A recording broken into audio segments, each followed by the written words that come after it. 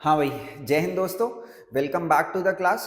तो आज की क्लास में हम इनवर्स ट्रिग्नोमेट्रिक फंक्शंस पढ़ रहे हैं और इस सीरीज के अंदर अभी तक हम पूरी की पूरी कैलकुलस को कवर कर चुके हैं और कुछ चैप्टर्स हमने और भी पढ़े हैं जैसे कि वेक्टर 3D एंड प्रोबेबिलिटी। ठीक है, तो अभी मैं दो तीन चैप्टर्स यहाँ पे और निपटाने वाला हूँ, एक इनवर्स ट्रिग्नोमेट्रिक फंक्शंस, एक लीनियर प्रोग्रामिंग और एक रिलेशन एंड फंक्शंस। ठीक है, तो आपका मेन सारी चीज हो जाएंगी, मेट्रिसेस डिटर्मिनेंट्स को छोड़ के। अगर टाइम मिलेगा तो उसको भी मैं कवर करने की कोशिश करूंगा, बट रेदर देन दैट अभी मैं थोड़ा सा एग्जाम पॉइंट ऑफ व्यू से इसके बाद एक सीरीज लेके आने वाला हूँ जिससे अंदर से आपको कुछ डायरेक्ट क्वेश्चंस एग्जाम्स में देखने के लिए मिलेंगे। ठीक है, क्योंकि अभी तो जो हम पढ़ाई कर रहे हैं सीखने के लिए थोड़ा सा कर रहे हैं कि सब्जेक्ट क्या है, देन अपना हम जो भी टारगेट है उसको शिफ्ट करेंगे थोड़ा सा और एग्जाम पर्सपेक्टिव से भी पढ़ना स्टार्ट कर देंगे। ठीक है, अच्छा भाई, तो देखो समझो आज का जो हमारा चैप्टर है इनवर्स ट्रिग्नोमेट्रिक फंक्शंस, तो यहाँ पे तीन शब्द आपको लिखे दिख रहे हैं, एक तो इनवर्स, दूसरा ट्रिग्नोमेट्री और तीसरा फंक्शन। तो सबसे पहले तो आपको ये समझ में आना चाहिए कि एक फंक्शन होता क्या है ना, और देन हम ये सीखेंगे कि अगर आप एक फंक्शन को समझ गए हैं तो आप उस फंक्शन का इनवर्स कैसे कर सकते हैं। और जब आप ये दोनों चीजें सीख जाएंगे तो हम इनवर्स ट्रिग्नोमेट्रिक फंक्शंस के बारे में बात कर सकते हैं, यानी कि जिन ट्रिग्नोमेट्रिक फंक्शंस को आज तक हम सीखते आए थे हम उनका क्या करने की कोशिश करेंगे, इनवर्स करने की हम उनकी कोशिश करेंगे। जैसे साइन थीटा का इनवर्स करेंगे, कॉस थीटा का इनवर्स करेंगे, पर उसके लिए सबसे पहले हमें फंक्शन का मीनिंग पता होना चाहिए और इनवर्स का मीनिंग पता होना चाहिए। बिल्कुल बेसिक से छोटी छोटी बातें मैं लेके चलूंगा, जो भी 11th क्लास की बातें हमें इसमें रिक्वायर्ड है वो भी मैं कवर करूंगा, और लास्ट में कुछ मैंने पीवाईक्यू यहाँ पे डालने की कोशिश करी है तो उनकी भी हम कुछ प्रैक्टिस कर लेंगे। ठीक है, पर कुछ बेसिक क्वेश्चन मैं साथ साथ ही करा दूंगा डोमेन रेंज से रिलेटेड। अगर हो सकेगा तो आज की क्लास में हम graphs of inverse trigonometric functions को भी कवर करने की कोशिश करेंगे। पर उससे पहले सबसे पहले आपको ये पता होना चाहिए एक फंक्शन क्या होता है। देखो भाई, बहुत ही अगर मैं आपको सिंपल भाषा में समझाऊं तो एक ऐसा रिलेशन जो कि सिंगल इनपुट पे सिंगल आउटपुट डिलीवर करे उसे हम क्या बोल सकते हैं, फंक्शन बोल सकते हैं। जैसे कि मैं हमेशा समझाता हूँ एक बहुत ही सिंपल एग्जांपल से, जैसे कि सपोज मैंने आपको 10 रुपए दिए, ठीक है, तो आपसे मैं एक क्वेश्चन पूछता हूं कि उस 10 रुपए का आप क्या करेंगे। सपोज आपने मेरे को जवाब दिया कि भाई मैं उन 10 रुपयों से एक समोसा खाऊंगा। ठीक है, तो अब बेसिकली अगर आपको फंक्शन बनना है तो जब भी आपके अंदर 10 रुपए इनपुट जाएगा आप उसका क्या आउटपुट डिलीवर करेंगे, जाकर के समोसा खा लेंगे। फॉर एग्जाम्पल मैंने अभी आपको 10 रुपए दिए, आप सबसे पहला काम क्या करेंगे, जाएंगे और एक समोसा खा लेंगे। ठीक है, फिर आप सपोज घर गए अपने, ठीक है, अभी तो चलो घर पे ही हो गया, आप जैसे ही अपने रूम से बाहर निकले मम्मी ने फिर आपको 10 रुपए दे दिए, बोला जाओ बेटा ये 10 रुपए का मैगी मसाला लेके आओ। पर आप कहाँ जाओगे, आप समोसे की दुकान पे जाओगे और 10 रुपए क्योंकि आपके अंदर इनपुट हो चुके हैं तो आप क्या आउटपुट डिलीवर करोगे, समोसा खा के आ जाओगे। कभी भी ऐसा नहीं हो सकता कि आपको 10 रुपए दिए जाएं और आप उससे समोसा खाने के अलावा और कोई काम कर दो, अगर तो आप फंक्शन हैं तो। ठीक है, अब देखो यहाँ पे थोड़ा सा मैं एरो डायग्राम से समझाता हूँ। ये तो मैंने एक बेसिक एग्जांपल लिया कि सिंगल इनपुट पे क्या होना चाहिए, सिंगल आउटपुट होना चाहिए। देखो अगर मैं एरो डायग्राम से अगर बात करूं, एक ये सेट ए है और ये दूसरा सेट क्या है, बी सेट है। जैसे कि सपोज ए सेट के अंदर कुछ मेंबर्स हैं, जैसे कि इस मेंबर का नाम है ए, इसका नाम है बी और इसका नाम है सी। और यहाँ पे भी कुछ मेंबर्स हैं, जैसे कि इसका नाम है 1 और इसका नाम है 2। अब देखो ए का जो रिलेशन है वो किसके साथ है, 1 के साथ है, बी का रिलेशन जो है वो 2 के साथ है और सी का रिलेशन जो है वो भी 2 के साथ है। अब देखो यहाँ पे ए के कितने आउटपुट मिल रहे हैं, एक, बी का कितना आउटपुट मिल रहा है, एक, और सी का कितना आउटपुट मिल रहा है, इसका भी एक ही आउटपुट मिल रहा है। सो ये हमारा फंक्शन हो जाएगा। अब देखो फंक्शन कैसी चीज नहीं होगी, देखो अगर तो मैं यहाँ पे बोलता कि ए बी और सी का कार्यक्रम चल रहा है, ए बी सी, और यहाँ पे अपने पास कुछ आउटपुट्स अवेलेबल हैं 1 2 3। सो ए का आउटपुट है 1, बी का आउटपुट है 1, बी का आउटपुट 3 भी है यहाँ पे, और सी का आउटपुट क्या है, 1 है। ठीक है, अब देखो ए के 1 आउटपुट होने से कोई दिक्कत नहीं है, सी के 1 आउटपुट होने से भी कोई दिक्कत नहीं है, बट बी के अपने को कितने आउटपुट्स देखने के लिए मिल रहे हैं, 2 आउटपुट देखने के लिए मिल रहे हैं, इसलिए फंक्शन नहीं होगा। जब मैंने बी को 10 रुपए दिए तो एक बार तो इसने जाके समोसा खाया, दूसरी बार इसने उससे जाकर के सपोज कुछ भी चिप्स खाया। बात समझ में आ रही है आपको या नहीं आ रही? तो इसने सिंगल इनपुट पे कितने आउटपुट डिलीवर कर दिए, 2 आउटपुट डिलीवर कर दिए, इसलिए रेड वाला फंक्शन नहीं होगा और एक कैन कलर का जो भी ऊपर बना हुआ है ये फंक्शन हमारा हो जाएगा। बेसिक आइडिया ये है कि दो इनपुट्स के तो सेम आउटपुट हो सकते हैं पर एक इनपुट का दो आउटपुट नहीं हो सकता। सो आई होप आपको फंक्शन की एक बेसिक सी बात समझ में आ गई होगी। अब देखो, अगर आप किसी भी चीज का इन्वर्स करना चाहते हैं, ठीक है, अब इन्वर्स का मीनिंग हम यहाँ पे समझेंगे, देन हम पूरे इन्वर्स ट्रिग्नोमेट्रिक फंक्शंस को स्टार्ट कर सकते हैं, ठीक है, क्योंकि रटवाने को मैं अभी सब कुछ रटवा सकता हूँ, बहुत ही आसान काम है वो, ठीक है, पर एक बार आप अगर हल्का सा मीनिंग भी जान लोगे तो उसके अंदर कोई बुराई नहीं है, ठीक है। 10 मिनट के लिए थोड़ा मीनिंग समझते हैं, then we will study according to exam, ठीक है भाई। देखो इनवर्स के अंदर क्या है कि जैसे कि सपोज अपना कोई भी एक ये रिलेशन है ए से बी, जैसे ए बी सी और यहाँ पे 1 2 3। अब ये रिलेशन कहाँ से कहाँ तक है, ए से लेकर के बी तक है। इस रिलेशन के अंदर हो क्या रहा है, ए 1 से रिलेटेड है, बी 3 से रिलेटेड है और सी किससे रिलेटेड है, 2 से रिलेटेड है। अब इसका बेसिक मीनिंग यहाँ पर यही है कि जब आप इनपुट के अंदर क्या डालते हैं, ए डालते हैं तो आउटपुट में क्या मिलता है, 1 मिलता है। जब आप बी डालते हैं तो आउटपुट में 3 मिलता है, सी डालते हैं तो आउटपुट में 2 मिलता है। अगर आप इसका इन्वर्स कर देंगे, पहले फंक्शन ए से बी जा रहा था, अब ये फंक्शन बी से ए आएगा। आ गई बात समझ में, यानी कि जो पहले आपको आउटपुट में चीजें मिलती थी अब वो चीजें इनपुट में हो जाएंगी, और जब आप इनपुट 1 करेंगे तो आपको आउटपुट में क्या मिलेगा, ए मिलेगा। जब आप इनपुट 2 करेंगे तो आपको आउटपुट में क्या मिलेगा, सी मिलेगा। जब आप इनपुट 3 करेंगे तो आपको आउटपुट में क्या मिलेगा, बी मिलेगा। सो जो ये फंक्शन ए से बी जा रहा था ये तो अपना नॉर्मल फंक्शन था, पर जब फंक्शन बी से ए की तरफ आने लगा, इस फंक्शन को हम क्या बोल सकते हैं, इनवर्स फंक्शन बोल सकते हैं ओरिजिनल फंक्शन का। Basic idea remain the same कि पहले जो वैल्यूज इनपुट में थी अब वो क्या हो गई हैं, आउटपुट में हो गई हैं, और जो पहले आउटपुट में थी अब वो क्या हो गई हैं, इनपुट में हो गई हैं। जो वैल्यूज इनपुट करी जाती हैं इनको हम बोलते हैं डोमेन, और जो वैल्यू आउटपुट में मिलती है हमें उन्हें हम बोलते हैं रेंज। तो पहले इनपुट क्या था, यानी कि डोमेन क्या था पहले, ए बी सी, और रेंज क्या था 1 2 3। अब डोमेन क्या हो गया 1 2 3 और रेंज क्या हो गया ए बी सी। तो यहाँ पे एक बार मैं लिख भी देता हूँ डोमेन हम किसको बोलते हैं, सेट ऑफ इनपुट वैल्यूज को,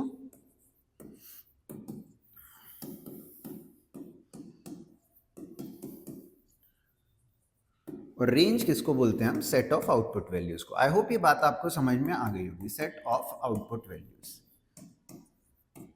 सो जो ब्लू फंक्शन है इसके अंदर डोमेन क्या है, एबीसी है, और रेंज क्या है 1 2 3 है। और जो ग्रीन फंक्शन है इसके अंदर डोमेन क्या है 1 2 3 है और रेंज क्या है एबीसी है। आई होप ये बात आपको समझ में आ गई होगी। और आप एक चीज ये भी रियलाइज यहाँ पर कर रहे होगे कि जब हमने फंक्शन का इनवर्स किया है तो जो पहले रेंज थी अब वो क्या बन गई है, डोमेन बन गई है, और जो पहले डोमेन थी वो क्या बन गई है, अब रेंज बन गई है, ठीक है। अच्छा देखो भाई, वहां पे तो लाइफ बड़ी स्मूथ थी, पर अगर सपोज मैं इसका क्या कर दूं, इनवर्स कर दूं, इस फंक्शन का क्या कर दूं मैं, इनवर्स कर दूं। सो देखो अगर मैं इसका इनवर्स करूंगा तो अब फंक्शन कहां से कहां तक जाएगा, बी से ए पे जाएगा। 1 का आउटपुट क्या मिलेगा, ए मिलेगा। 2 का आउटपुट क्या मिलेगा, 2 का आउटपुट बी भी मिलेगा और सी भी मिलेगा। अब देखो यहाँ पे चीज प्रॉब्लमैटिक हो गई है। प्रॉब्लमैटिक इसलिए हो गई है क्योंकि हमने यहाँ पे इनवर्स तो कर दिया इस फंक्शन का, पर अब ये फंक्शन नहीं बचा। क्यों नहीं बचा, अगर आप रिवर्स ऑर्डर में जाने की कोशिश करेंगे तो 1 का ए आउटपुट है और 2 के अब आपको 2 आउटपुट देखने के लिए मिलेंगे। यानी कि मैं ये बोल सकता हूं कि जब मैंने इसका इनवर्स करना चाहा इस फंक्शन का, तो वो इनवर्स तो हो गया पर वो इनवर्स फंक्शन नहीं बन पाया। ऐसी ही कुछ प्रॉब्लम हमें यहाँ पे अपने ट्रिग्नोमेट्रिक फंक्शन के इनवर्स करने के दौरान भी देखने के लिए मिलेगी, और हम उसको कुछ ना कुछ जुगाड़ लगा के सॉर्ट करेंगे। दैट्स वाई हम सिर्फ यहाँ पे इनवर्स ट्रिग्नोमेट्रिक फंक्शंस चैप्टर पढ़ पा रहे हैं। अदरवाइज तो अगर हम अपने जो भी ये ट्रिग्नोमेट्रिक फंक्शंस थे उनका इनवर्स करें तो एक्चुअल में वो आपको इनवर्स मिलेगा ही नहीं, ठीक है। बट हम अभी कुछ ऐसा जुगाड़ करेंगे, हम ऐसी कुछ लिमिटेशन लगा देंगे कि जब भी आप इस फंक्शन का इनवर्स करते हैं तो आप जो आंसर है वो सिर्फ इतने से इतने के बीच में ही दे सकते हैं, उससे आगे पीछे नहीं दे सकते। तो फिर वो क्या हो जाएगा, फंक्शन की कैटेगरी में लाया कर जाएगा। हो सकता है मेरी बातें बहुत कॉम्प्लिकेटेड लग रही हो आपको, अभी एक छोटा सा एग्जाम्पल मैं लेता हूँ तो उससे आपको ये सब समझ आ जाएगा। अभी के लिए जो इस बोर्ड पे लिखा हुआ आपको समझना है वो ये समझना है कि एक फंक्शन का मीनिंग क्या होता है, जो सिंगल इनपुट पे सिंगल आउटपुट डिलीवर करे। ए का एक आउटपुट, बी का एक आउटपुट, सी का एक आउटपुट फंक्शन है। ए का एक आउटपुट, बी के 2 आउटपुट, ये फंक्शन नहीं है, ठीक है, क्योंकि बी के हमें एक इनपुट पे 2 आउटपुट देखने के लिए मिल गए। फिर यहाँ पे हमने इनवर्स का मीनिंग समझा और डोमेन और रेंज का मीनिंग समझा। आई होप ये भी आपको क्लियर हो गया होगा। अच्छा भाई, अब यहाँ पे हम इनवर्स ट्रिग्नोमेट्रिक फंक्शंस को कंपाइल करने की कोशिश करते हैं, तीनों चीजों को एक साथ डालने की कोशिश करते हैं और देखते हैं कैसे चीजें यहाँ पर वर्क कर रही हैं। देखो भाई, आज तक मैं आपसे जो सवाल पूछता था वो ये पूछता था कि साइन के अंदर अगर मैं π/6 डालता हूं तो मेरे को आंसर में क्या देखने के लिए मिलता है, जिसका आंसर आप मेरे को बता देते थे कि सर यहाँ पे आपको आउटपुट में 1/2 देखने के लिए मिलेगा, है ना। साइन π/6 की वैल्यू कितनी हो जाएगी अपनी, 1/2 हो जाएगी। अब देखो इनवर्स के अंदर यहाँ पर मैं क्या कर रहा हूँ मैं आपसे इस तरीके का सवाल पूछूंगा कि साइन थीटा की वैल्यू मेरी हाफ आ रही है, साइन थीटा की वैल्यू कितनी आ रही है, हाफ आ रही है। तो आप ये बताओ कि थीटा की वैल्यू क्या थी। तो आप कहोगे सर थीटा की वैल्यू तो इसका मतलब π/6 थी और ये दोनों तो एक जैसी सी बातें हैं। देखो एक जैसी बातें तो हैं पर थोड़ी सी डिफरेंट है। यहाँ पे हमने इनपुट π/6 किया और आउटपुट क्या मिला, 1/2। यहाँ पे मैंने इनपुट 1/2 किया और आउटपुट में मेरे को क्या मिला, थीटा, दैट इज π/6।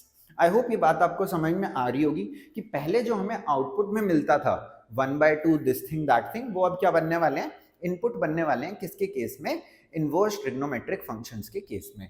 और जो पहले हम इनपुट डालते थे वो अब क्या बनने वाले हैं, आउटपुट बनने वाले हैं, यानी कि वो क्या बनने वाले हैं, रेंज बनने वाले हैं। आई होप ये बात आपको अच्छे से समझ में आ गई होगी। क्लियर है बात।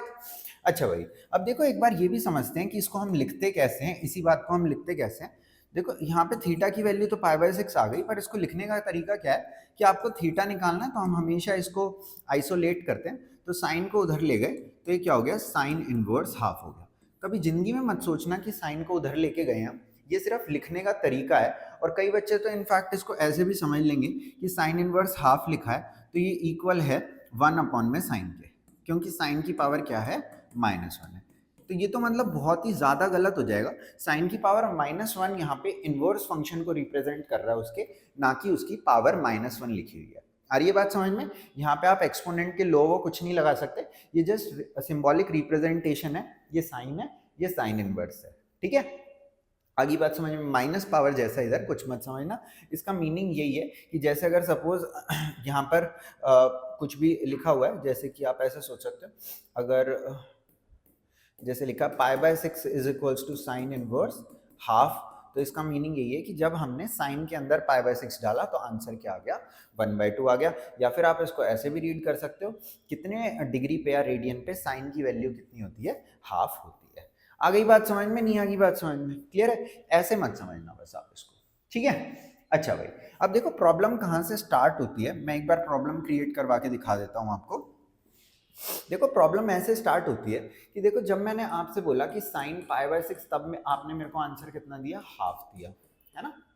फिर जब मैंने आपसे पूछा कि साइन 5π/6, तो भी आप मेरे को आंसर कितना दोगे, हाफ ही दोगे, क्योंकि ये सेकंड क्वाड्रेंट में लाई कर रहा है। अगर इसी तरीके से मैं साइन 2π + π/6 यानी कि 13π/6 आपसे पूछ लूं, तो अगेन आप मेरे को आंसर कितना दोगे, हाफ दोगे, ठीक है। अब देखो मैं सवाल रिवर्स कर रहा हूं, अब की बार मैं सवाल रिवर्स कर रहा हूं और मैं आपसे बोलता हूं कि साइन इनवर्स हाफ कितना है, यानी कि साइन की वैल्यू हाफ कब होती है। तो आप कहोगे सर π/6 पे भी होती है, 5π/6 पे भी होती है और 13π/6 पे भी होती है, और इस हिसाब से तीनों ही क्या होने चाहिए, इसके आंसर होने चाहिए। और मेरे को आपकी ये बात एग्री भी करनी पड़ी,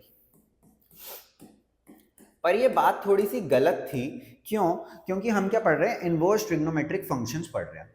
हमने इनपुट एक किया और आउटपुट कितने मिल गए, हमें 3 आउटपुट मिल गए। सो इस हिसाब से हम साइन इनवर्स को एक फंक्शन ही नहीं बोल पाएंगे। सो इस प्रॉब्लम को हमने कैसे सॉर्ट किया, हमने इस प्रॉब्लम को ऐसे सॉर्ट किया ये कह के कि यहाँ पे साइन के ये दोनों आंसर नहीं आ सकते, क्योंकि ये साइन की रेंज में प्रेजेंट ही नहीं है। साइन का सिर्फ, साइन इनवर्स का सिर्फ एक ही आंसर आएगा, दैट इज π/6। यानी कि बेसिकली जहां पे आप आंसर दे सकते थे उस रेंज को मैंने क्या कर दिया, लिमिट कर दिया कि भाई आपको जो साइन इनवर्स का आंसर देना है वो -π/2 से π/2 ही देना है, उससे आगे पीछे मत जाना। कहने का मतलब ये है कि ये होता है -π/2 और ये होता है π/2। हमने साइन इनवर्स की रेंज को यहां से लेकर के यहां तक लिमिट कर दिया कि अगर पॉजिटिव आंसर आएगा तो फर्स्ट क्वाड्रेंट में दे देना और नेगेटिव आंसर आएगा तो फोर्थ क्वाड्रेंट के अंदर उसको आप दे देना। आ गई बात समझ में या नहीं आ गई बात समझ में? अब पॉजिटिव आएगा और फर्स्ट क्वाड्रेंट में देना है तो भी आप एक ही तरीके से दे सकते हो, सिर्फ π/6 से। देखो ये सेकंड क्वाड्रेंट में जा रहा है, ऑल्दो ये भी फर्स्ट क्वाड्रेंट में ही आ रहा है घूम के, पर आपको सिर्फ -π/2 और π/2 के बीच में ही आंसर देना है, ठीक है। सो ये भी उस हिसाब से हम नहीं दे सकते। सो बेसिकली हमने अपनी सुविधा के हिसाब से जो इनवर्स फंक्शन की आंसर्स आ सकते थे उनको क्या कर दिया, लिमिट कर दिया, ताकि हम उनको फंक्शंस कहने के लायक बच जाएं। अदरवाइज तो एक इनपुट पे 3 आउटपुट अगर आ रहे होते तो हम ये आउटपुट्स निकाल ही नहीं पाते, और अगर निकाल पाते तो इसको हम फंक्शन ना बोल पाते एटलीस्ट, ठीक है। अच्छा, ये आंसर कैसे देने उसकी टेंशन आप मत लो, that I will be telling you. अभी के लिए मैं सिर्फ ये बता रहा हूँ कि प्रॉब्लम कहाँ पर क्रिएट हो रही थी, कि एक इनपुट के कई आंसर आ रहे थे और इस हिसाब से हम अपने इनवर्स जो भी ये ट्रिग्नोमेट्रिक फंक्शन था इसे फंक्शन ना बोल पाते। सो हमने क्या करा, इसके आंसर देने वाली रेंज को हमने क्या करा, लिमिट कर दिया कि आप ऐसा नहीं है कहीं से भी उठा के कोई आंसर दे सकते हो और उसे हम सही मान लेंगे। आपको सिर्फ एक पर्टिकुलर रेंज के अंदर आंसर देना है। ये रेंजेस क्या हैं ये मैं आपको अभी लिखवाऊंगा, इनकी टेंशन मत लो, और समझा भी दूंगा, याद करने का तरीका भी बता दूंगा। बस अभी के लिए आप बस मीनिंग यहाँ पर समझते चलो। आई होप ये पूरी कहानी आपको समझ में आ गई होगी। अब इनवर्स ट्रिग्नोमेट्रिक फंक्शन स्टार्ट करने से पहले मैं थोड़ा सा आपको 11वीं का बेसिक यहाँ पे जरूर बताना चाहता हूँ, ताकि सारे बच्चे अच्छे से समझ जाएं, ठीक है। कुछ इंपॉर्टेंट पॉइंट, 5-6 इंपॉर्टेंट पॉइंट यहाँ पे हम समझेंगे और उसके बाद हम अपना कार्यक्रम स्टार्ट करने के लिए तैयार हैं भाई, ठीक है। देखो, सबसे पहले हमने 11th के अंदर ये एक क्वाड्रेंट सिस्टम पढ़ा था, और इसके अंदर हमने ये पढ़ा था आफ्टर स्कूल टू कॉलेज, या फिर ऐड शुगर टू कॉफी, है ना। इसका मीनिंग क्या था कि यहाँ पे ऑल पॉजिटिव है, यहाँ पे साइन पॉजिटिव है, यहाँ पे टैन पॉजिटिव है, यहाँ पे कौन पॉजिटिव है, कॉस पॉजिटिव है, ठीक है। ऑफ कोर्स यहाँ पे साइन पॉजिटिव है तो उसका रेसिप्रोकल कॉसेक भी पॉजिटिव रहेगा, टैन पॉजिटिव है तो उसका रेसिप्रोकल कॉट भी पॉजिटिव रहेगा, कॉस पॉजिटिव है तो उसका रेसिप्रोकल सेक भी पॉजिटिव रहेगा। देखो, सेकंड इंपॉर्टेंट पॉइंट हमने ये पढ़ा था कि जितने भी एंगल्स को हम जनरली नापते हैं उन सारे एंगल्स को हम positive direction of x axis से नापते हैं। अगर यहाँ से कोई भी एंगल एंटी क्लॉकवाइज मेजर किया जाएगा तो उसको हम पॉजिटिव बोलते हैं, और अगर हम इसको क्लॉकवाइज मेजर करेंगे तो इसको हम क्या बोलते हैं, नेगेटिव बोलते हैं, ठीक है भाई। पॉजिटिव एंगल मतलब कि एंटी क्लॉकवाइज, और अगर नेगेटिव एंगल इसका मतलब क्लॉकवाइज। अच्छा भाई, और यहाँ पे समझते हैं थर्ड इंपॉर्टेंट पॉइंट हमने ये समझा था कि ये जो हॉरिजॉन्टल एक्सिस है, ये जो हॉरिजॉन्टल एक्सिस है इसके इस तरफ यहाँ पे इवन मल्टीपल्स ऑफ पाई लाई करते हैं, यानी कि इसी तरफ 0, 2 पाई, 4 पाई, इस तरीके के 6 पाई, 8 पाई इस तरफ लाई करेंगे, और इस तरफ क्या लाई करेंगे, ऑड मल्टीपल्स ऑफ पाई लाई करेंगे, यानी कि पाई, 3 पाई, 5 पाई, 7 पाई, ये सब चीजें इस तरफ लाई करेंगे लेफ्ट हैंड साइड में। आई होप ये बात समझ में आ गई होगी आपको, ठीक है। अच्छा भाई, अगर कोई होशियार बच्चा है तो मेरे को ये भी बता पाएगा, हालांकि इसकी इतने अपने को नीड नहीं आएगी अभी, बट स्टिल मैं एक बार बता देता हूँ। इनवर्स में नीड नहीं आएगी इतनी, ट्रिग्नोमेट्री में तो ऑफकोर्स काफी इंपॉर्टेंट चीज है कि ऊपर वाली चीजें क्या होती हैं। देखो, मैं अगर आपको बताऊं यहाँ से यहाँ घूमोगे तो π/2, ठीक है। सो बेसिकली 4 के टेबल में ना एक जो ज्यादा है, जैसे 4 की टेबल में 4 आता है ना, तो यहाँ पे 5 π/2 दिखेगा आपको। 4 की टेबल में 8 आता है तो यहाँ पे आपको 9 π/2 दिखेगा, 9 π/2। 4 की टेबल में और क्या आता है अपना 12 आता है तो यहाँ पे 13 π/2, 17 π/2, ये सब यहाँ दिखेगा। और यहाँ पे 4 की टेबल में एक कम 0 आता है तो यहाँ पे -π/2 दिखेगा आपको।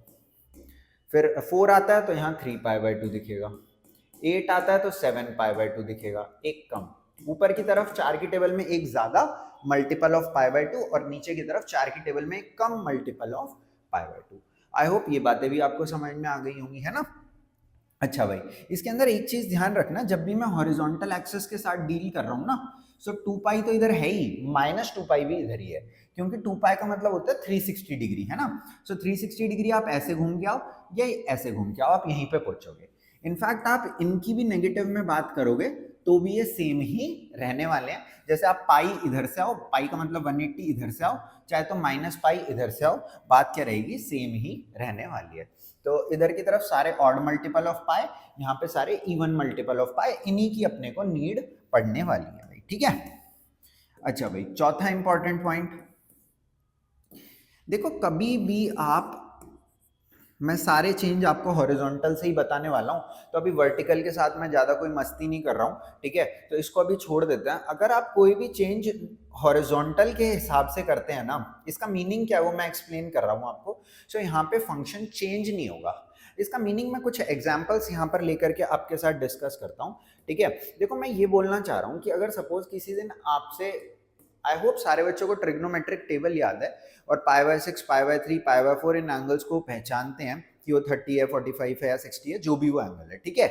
बहुत ज्यादा मैं एक्सपेक्ट नहीं कर रहा हूँ, पर इतना सबको पता होना चाहिए, पाई की वैल्यू 180 डिग्री है, ठीक है। अच्छा भाई देखो यहाँ पे किसी दिन जैसे आपसे किसी ने पूछ लिया कि भाई ये बताओ मेरे को साइन 17 π/6 की वैल्यू कितनी है, मैं इसका एप्लीकेशन बता रहा हूँ क्या अभी, ठीक है। सो देखो आप मेरे को सिर्फ ये बताओ, साइन की टेबल, साइन कह रहा हूँ सॉरी, यहाँ पे डिनोमिनेटर 6 है, 6 की टेबल में 17 के सबसे ज्यादा नजदीक क्या है, ठीक है। तो आप कहोगे सर 18 है, मैं कहा बिल्कुल सही।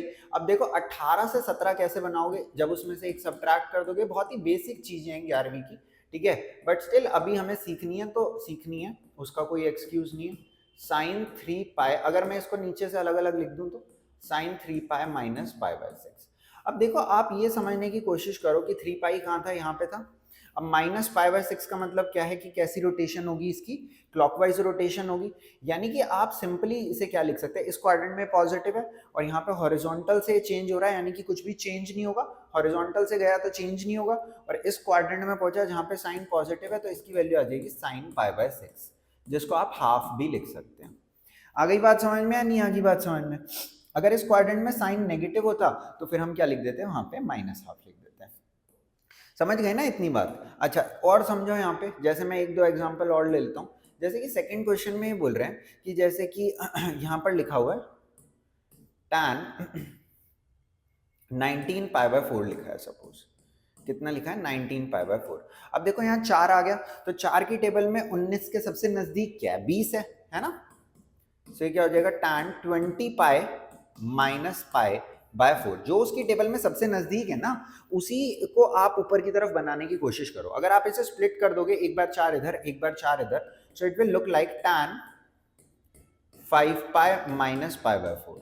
अगेन 5π क्या है, ऑड मल्टीपल ऑफ पाई है, तो ये यहाँ पे लाई करेगा, और माइनस π/4 करना है, यानी कि यहाँ से आपको क्लॉकवाइज घूमना है। तो आप ये समझो यहाँ पर कि ये क्या दिखेगा, tan π/4 दिखेगा। क्यों tan π/4 दिखेगा, क्योंकि हॉरिजॉन्टल पे मैंने क्या लिखा है, नो चेंज। पर आप कहोगे सर इस क्वाड्रेंट में तो tan नेगेटिव होता है, मैं कहा कोई बात नहीं, यहाँ पे एक काम करो, नेगेटिव साइन लगा दो, ये आंसर क्या आ जाएगा, -1 आ जाएगा। मैं बहुत सारे क्वेश्चन सिर्फ और सिर्फ इसी अप्रोच से कर दूंगा, जिससे इन्होंने कह रहा हूँ सॉरी, मैंने 2 क्वेश्चन सॉल्व करे हैं, ठीक है। इतना रंग बिरंगा क्यों कर रखा है इसे,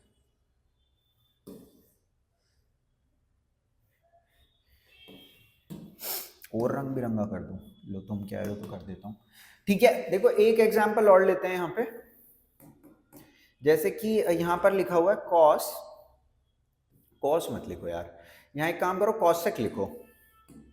यहाँ जैसे मैंने लिखा कॉसेक, और इसको मैंने लिख दिया कॉसेक 101 पाई, या फिर 100 पाई लिख देते हैं, 100π/3 ऐसे लिख दिया, है ना। अब देखो यहाँ समझने की कोशिश करो और मेरे को भी थोड़ा सा समझाओ कि 3 की टेबल में 100 के सबसे नजदीक क्या है, 99। सो 99π प्लस π/3 हो जाएगा यहाँ पे।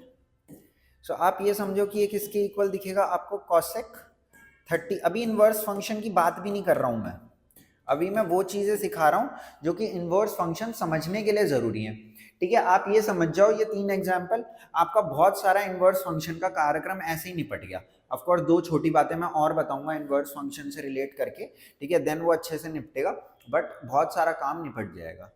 देखो अब यहाँ पे कॉसेक ये 33π है, so 33π again odd multiple of pi, और इसके अंदर ऐड किया है, यानी कि we need to go anti clockwise. अब इस क्वाड्रेंट में कॉसेक नेगेटिव है क्योंकि साइन नेगेटिव है, तो it will be minus cosec π/3। I hope ये बात समझ में आ गई होगी। सो इसकी वैल्यू 2/√3 होती है, ठीक है। मेरे को भी इतना याद नहीं है, दिमाग में कैलकुलेट कर लेता हूँ। जैसे साइन π/3 कर लिया √3/2, फिर उसका उल्टा कर दिया 2/√3। आई होप ये बात आपको समझ में आई होगी। तो इतना अगर आप समझ गए हो, so we are good to go to inverse trigonometric functions now, ठीक है। और हम इनवर्स ट्रिग्नोमेट्रिक फंक्शन के सबसे पहले 3 सवाल करेंगे, ऑफ कोर्स इनके अंदर कुछ कुछ पार्ट रहेंगे और इनसे हमें काफी ज्यादा क्लैरिटी आ जाएगी, ठीक है। अच्छा भाई, चलो भाई आगे चलते हैं। अच्छा, सवाल शुरू करने से पहले एक बार जो यहाँ पे हमारे पास प्रॉब्लम क्रिएट हुई थी कि हमारे बहुत सारे आंसर आ रहे थे, तो मैंने कहा था इस प्रॉब्लम को सॉल्व करने के लिए मैं आंसर देने की रेंज को लिमिट कर दूंगा, यही कहा था मैंने। सो वो रेंज मैं आपको बताता हूँ कि किसका आंसर आपको कहाँ पर देना है। रेंज प्री स्पेसिफाइड है, इसके अलावा और भी कुछ थोड़ी बहुत ऊपर नीचे हो सकती थी, बट पहले से ये स्पेसिफाइड कर दी गई है, तो हम इनको अभी फॉलो करेंगे, ठीक है। अच्छा भाई, तो देखो यहाँ पे मैं फंक्शन लिखूंगा, यहाँ पे एक काम करता हूँ, चलो डोमेन भी उसकी साथ साथ ही आपको लिखा देता हूँ और यहाँ पे इसकी हम रेंज कर लेते हैं, ठीक है। विद द फ्लो चल रहे हैं आज, ऐसी कोई दिक्कत नहीं है, कंस्ट्रेंट नहीं है कोई, क्योंकि मैंने बहुत सारे सवाल पहले से नहीं लिखे हैं, ठीक है। ऑफ कोर्स कुछ सवाल मैंने लिखे हैं जो कि एग्जाम पॉइंट ऑफ व्यू से काफी इंपॉर्टेंट हैं, ठीक है, पर बहुत सारे ऐसे कोई सवाल नहीं है। मैं आज खुद ही सवाल साथ साथ सोच सोच के आपको बताते जाऊंगा और सवाल कराते जाऊंगा। क्लास के एंड में वो सवाल जरूर करेंगे जो एग्जाम में आ रखे हैं, ठीक है। अच्छा देखो, पहला इनवर्स फंक्शन लिखते हैं यहाँ पे, साइन इनवर्स। एक काम करता हूँ, मैं सारे इनवर्स फंक्शन पहले लिख देता हूँ एक बार। Sine inverse X, cos inverse X, then tan inverse X. अच्छा, आज इसमें रंग भरने बहुत जरूरी है भाई, ठीक है। क्यों जरूरी है मैं बताऊंगा, टेंशन मत लो, तुम्हारा भाई सब कुछ समझाएगा तुम्हें, ठीक है, आराम से, बस तुम पढ़ते जाओ, ठीक है। और भरोसा रखो थोड़ा सा, और भरोसा मत रखो सिर्फ, थोड़ी सी प्रैक्टिस भी करो, ठीक है। आप अगर ऐसा सोचोगे कि ये सर ने पढ़ा दिया अभी तो हम सीधा एग्जाम रेडी है, सो वो करेक्ट अप्रोच नहीं है, ठीक है। आपको थोड़ा सा खुद से भी इसमें ट्राई करना है, ठीक है। जो कॉम्प्लिकेशंस आपके साथ आए उन्हें शेयर कर सकते हो आप मेरे साथ, ठीक है। मैं आपकी जितनी भी मदद हो सकती है वो करने की कोशिश करूंगा, ठीक है। ओके गाइस, पर उसमें इंपॉर्टेंट यही है कि आप एक दिन पहले बस इसको देख के नहीं जाएं, ठीक है। इंपॉर्टेंट ये है कि थोड़ा सा मतलब खुद से एफर्ट आप लगाओगे ना, मतलब कुछ क्वेश्चंस वगैरह ट्राई करोगे तो फिर सब्जेक्ट डेवलप हो पाएगा। अदरवाइज तो एग्जाम से एक दिन पहले इसको देखोगे और 2 दिन बाद भूल भी जाओगे। अच्छा देखो भाई, अभी ज्यादा कहानी नहीं, ठीक है, आज पढ़ाने पे हम ध्यान देंगे फुल। डोमेन का मतलब क्या है कि इसमें मैं इनपुट क्या कर सकता हूँ, है ना। डोमेन का मतलब क्या है कि मैं इसके अंदर इनपुट क्या कर सकता हूँ, लिखवाया भी था मैंने। डोमेन का मतलब होता है सेट ऑफ इनपुट वैल्यूज, ठीक है। अब देखो यहाँ पे इनपुट मैं वही कर पाऊंगा जो मेरे को साइन में आउटपुट में मिलता था, क्योंकि इनवर्स के अंदर क्या हो रहा है, आउटपुट इनपुट बन गया और इनपुट आउटपुट बन गया, रिवर्स हो गया, है ना। अब देखो यहां समझो, साइन की वैल्यू कहां से कहां तक आती थी, आंसर साइन का कहां से कहां तक आता था, -1 से 1, तो यही क्या हो गई, साइन इनवर्स की डोमेन हो गई। जो पहले आंसर आता था अब वो क्या हो जाएगा, इनपुट, यानी कि डोमेन हो जाएगा। कॉस इनवर्स का आंसर भी सेम आता था, -1 से लेके 1, तो ये हमारा क्या हो गया, इनपुट हो गया। अभी इसके बेसिस पे मैं कुछ सवाल भी आपको यहाँ पे कराऊंगा, टेंशन मत लो। अच्छा, टैन का आंसर क्या आता था, टैन का आंसर कुछ भी आता था, रियल, है ना, तो रियल लिख दो या फिर -इन्फिनिटी से इन्फिनिटी लिख दो, एक ही बात है। कॉट का आंसर भी हमारा कुछ भी आ सकता था, तो कॉट इनवर्स की डोमेन भी कुछ भी हो सकती है, कोई भी नंबर आप इसके अंदर पुट कर सकते हो। कॉट इनवर्स 50, 5000, -30, -√3/7, कुछ भी आप यहाँ पे भर सकते हो, क्योंकि कॉट एक्स का आंसर कुछ भी पहले आता था, तो जो पहले आता था अब वो इनपुट में जाएगा। अच्छा भाई, इसके अंदर क्या होता था, हाँ भाई, जो कॉसेक का आंसर आता था वो अब क्या हो जाएगा, इसका इनपुट हो जाएगा। तो कॉसेक का आंसर क्या आता था, कुछ भी आ सकता था, कॉसेक और सेक का आंसर कुछ भी आ सकता था, बस -1 से 1 नहीं आता था। इनफैक्ट -1 और 1 भी आ सकता है, इसलिए मैंने जो रियल के अंदर से सब्ट्रैक्ट किया है उसको मैंने क्या लिखा है, स्मॉल ब्रैकेट में लिखा है। अगर आप ऐसे नहीं समझते हैं तो कोई टेंशन नहीं है, ऐसे भी लिख सकते हैं, -इन्फिनिटी से -1 यूनियन 1 से लेके इन्फिनिटी, ठीक है भाई। -इन्फिनिटी से -1 यूनियन का मतलब होता है ये है तो भी ठीक है और ये है तो भी ठीक है, ठीक है। अब देखो इसके बेस पे मैं एक दो आपको सवाल कराने की कोशिश करता हूं इधर, ठीक है। जैसे कि सपोज किसी दिन आपसे किसी ने बोल दिया फाइंड डोमेन ऑफ, जैसे पार्ट ए बोल दिया उसने, साइन इनवर्स 2x - 1, ठीक है। आप कहोगे सर साइन के अंदर जो भी इनपुट जाता है, साइन के अंदर जो भी इनपुट जाता है वो -1 से 1 के बीच में होना चाहिए। मैंने कहा बिल्कुल सही कह रहे हो।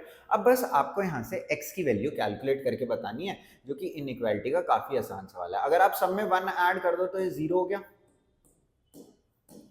और ये कितना हो गया, 2 हो गया। अब अगर हर किसी को 2 से डिवाइड कर दो तो x की वैल्यू कहाँ से कहाँ तक आ गई, 0 से लेकर के 1 तक आ गई। ठीक है, तो यही क्या हो जाएगी, इसकी डोमेन हो जाएगी, क्योंकि साइन इनवर्स के अंदर जो इनपुट होता था वो कहाँ से कहाँ तक होता था, -1 से 1 तक होता था। अगर सपोज किसी दिन आपसे कोई बोल दे कि sir cos inverse square root of 2x - 1 की डोमेन बताओ, मैं कहा बता देंगे, कोई टेंशन की बात नहीं है। देखो उसके लिए आपको ये पता होना चाहिए कि स्क्वायर रूट ऑफ 2x - 1 की वैल्यू को आप कहां से कहां तक ले जा सकते हैं, सिर्फ 0 से लेकर के 1 तक ले जा सकते हैं। आप कहोगे सर गलत कर रहे हो, कॉस इनवर्स की डोमेन तो -1 से 1 है, आपको यहाँ पे -1 से 1 लिखना चाहिए। देखो वो बात आपकी सही है, पर यहाँ पे क्या है, स्क्वायर रूट है, और स्क्वायर रूट के अंदर से क्या कभी भी यहाँ इसके बाहर क्या एक नेगेटिव साइन आ पाएगा, नहीं आ पाएगा, क्योंकि स्क्वायर रूट का आंसर क्या होता है, हमेशा पॉजिटिव होता है ना। तो इसलिए मैंने कहा कि जो भी यहाँ पे डलेगा वो -1 से 1 ना होकर के क्या होगा, 0 से 1 के बीच का होगा। अगर मैं यहाँ पे अब स्क्वायरिंग कर दूं तो एक इसकी इक्वल होगा 2x - 1 से लेकर के 1 तक, और अगर अब 1 सब में ऐड कर दो तो ये कहाँ तक जाएगा, 2 तक, और अब सबको 2 से डिवाइड कर दो तो x की वैल्यू कहाँ से कहाँ तक आएगी, 1/2 से लेकर के 1 तक आ जाएगी। आई होप ये बात आपको समझ में आ गई होगी काफी अच्छे से। ठीक है, अच्छा एक और सवाल लें क्या इसी का डोमेन का, थोड़ा सा डिफिकल्ट वन। अब चलो डिफिकल्ट लेते हैं, ठीक है, ये दोनों तो थोड़े से आसान सवाल हो गए, एक डिफिकल्ट क्वेश्चन भी करते हैं इसका। इसको इधर एडजस्ट कर देते हैं। हाँ भाई, एक थोड़ा डिफिकल्ट क्वेश्चन हो जाए, कोई ऐसी दिक्कत की बात नहीं है। देखो भाई, यहाँ पे थर्ड क्वेश्चन में हम लोगों को बोल रहा है, ब्लैक से ही कर देता है। थर्ड क्वेश्चन में हमको ये बोल रहे हैं कि फाइंड डोमेन ऑफ, जैसे कि यहाँ लिख दिया इन्होंने, सेक इनवर्स 2x - 1। अरे सर क्या डिफिकल्ट बोल रहे हो, सेम ही तो क्वेश्चन है ना। यहाँ से इसके डोमेन की इक्वल कर देंगे, देखो सेम नहीं है, डिफरेंट है। डिफरेंट ऐसे है बिकॉज यहाँ पे अपने पास दो कंस्ट्रेंट थे, क्या कि -1 से बड़ा होना भी जरूरी है और 1 से छोटा होना भी जरूरी है, तो दोनों कंस्ट्रेंट मैंने एक साथ यहाँ पर अप्लाई कर दिए। आ रही है बात समझ में। यहाँ के जो कंस्ट्रेंट है ना वो थोड़े से डिफरेंट है। ये बोल रहे हैं कि -1 से छोटा है ओके रिपोर्ट, 1 से बड़ा है तो भी ओके रिपोर्ट, यानी कि इन दोनों में से कोई भी एक काम हो रहा है तो हमें कोई टेंशन नहीं है। यहाँ पे -1 से बड़ा होना भी जरूरी था और 1 से छोटा होना भी जरूरी था, बिकॉज वी वांटेड कि x should lie in between -1 and 1 only. ठीक है, यहाँ पे क्या है कि बोल रहा है x अगर -1 से छोटा है तो भी कोई टेंशन नहीं, और 1 से बड़ा है तो भी कोई टेंशन नहीं है।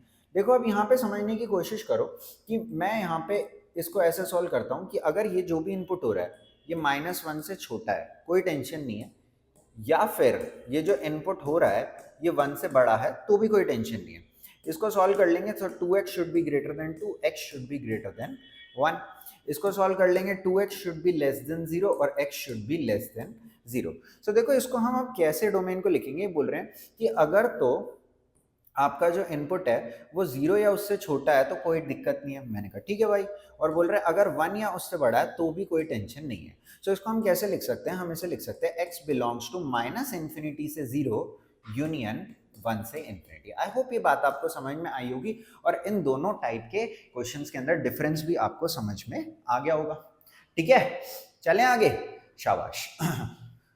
ओके, थोड़े से डिफरेंट कलर्स यहाँ पे इस्तेमाल करने की कोशिश करेंगे टू शो दैट किस किस का थोड़ा सेम सेम चल रहा है। अब देखो साइन इनवर्स, अच्छा ओके ठीक है, थोड़ी सी बात मेरे को समझानी थी यहाँ पे, कहाँ समझाऊँ। ये क्वेश्चन थोड़े से मैं और छोटे कर देता हूँ, ठीक है, बिकॉज ये तो अभी मैंने आपको बता ही दिए है ना। इन क्वेश्चंस का साइज थोड़ा सा रिड्यूस करके इन्हें इधर सेट कर देते हैं, ठीक है। देखो भाई इधर रेंज के अंदर आपको क्या सीखना है, अभी लिखना मैं सिखा दूंगा, उसकी टेंशन मत लो आप, लिखना मैं सिखा दूंगा, अभी ये टेबल भरना सीखो, ठीक है। अभी जैसे जैसे मैं करा रहा हूँ वो चीज आप साथ की साथ बस सीखते जाओ। देखो इधर समझो, इन लोगों ने कहा कि अगर तो आपका फंक्शन साइन इनवर्स या फिर उसका रेसिप्रोकल कॉसेक इनवर्स या फिर टैन इनवर्स है, तो जो आंसर आप देंगे वो -π/2 और π/2 के बीच में होना चाहिए। अगर तो इनपुट नेगेटिव हुआ तो आप देख सकते हैं तीनों इस क्वाड्रेंट में नेगेटिव है, टैन भी नेगेटिव है, कोसेक भी नेगेटिव है, साइन भी नेगेटिव है, तो आंसर आप इस क्वाड्रेंट में दे सकते हैं। और अगर इनपुट पॉजिटिव हुआ तो आप फर्स्ट क्वाड्रेंट में दे ही सकते हैं। सो यहां से हमने ये सीखा कि जो हमारी रेंज है किसकी, साइन इनवर्स की, ये कितनी हुई -π/2 से लेकर के π/2। जो हमारी रेंज है किसकी, कॉसेक इनवर्स की, ये भी क्या हुई -π/2 से लेकर के π/2। और जो हमारी रेंज है किसकी, टैन इनवर्स की, ये भी क्या हुई -π/2 से π/2। अच्छा आप कहोगे सर यहाँ पे तो आपने छोटे ब्रैकेट लगा दिए और यहाँ पे भी आपने कुछ एक गलती लिखी है, बुक में तो और कुछ लिखा हुआ है। मैं कहा कोई बात नहीं, गलती सुधार देंगे, टेंशन मत लो, एक एक चीज को समझ के चलेंगे।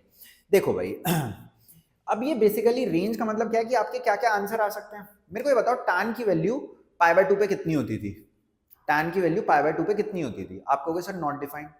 मैं कहूंगा जब आप इसमें नॉट डिफाइंड पुट करोगे ना तब आपको आंसर में क्या मिलेगा, π/2 मिलेगा। अब नॉट डिफाइंड तो पुट कर नहीं सकते, इसलिए π/2 आंसर आ नहीं सकता, इसीलिए मैंने वहां पे क्या लगाया, स्मॉल ब्रैकेट लगाया। अब देखो आप कहोगे सर साइन जीरो होता था तो कॉसेक जीरो कितना होता था, नॉट डिफाइंड। अच्छा तो क्या सर इसमें नॉट डिफाइंड इनपुट कर सकते हैं, नहीं कर सकते, तो इसलिए जीरो आउटपुट आ नहीं सकता। बेसिकली आपकी टेबल में जहां जहां नॉट डिफाइंड लिखा रहता था ना वो आपको रेंज में कभी भी देखने के लिए मिलेगा नहीं। क्यों, क्योंकि इनपुट आउटपुट बन गया, आउटपुट इनपुट बन गया, और नॉट डिफाइंड को जो पहले आउटपुट आता था आप इनपुट कर नहीं सकते, तो जहां पे नॉट डिफाइंड आता था वो आपको आउटपुट में मिल नहीं सकता। इतनी सिंपल सी बात है, ना समझ में आई हो तो एक और बार रिवर्स करके दोबारा इसको जरूर सुनना आपको, ठीक है। अच्छा भाई यहाँ आगे चलते हैं और थोड़ी सी बातें और समझते हैं। आपके फेवरेट कलर से लिखूंगा बाकियों की, ठीक है। रेंज जो है देखो भाई इधर तो ये है 0 और ये है पाई।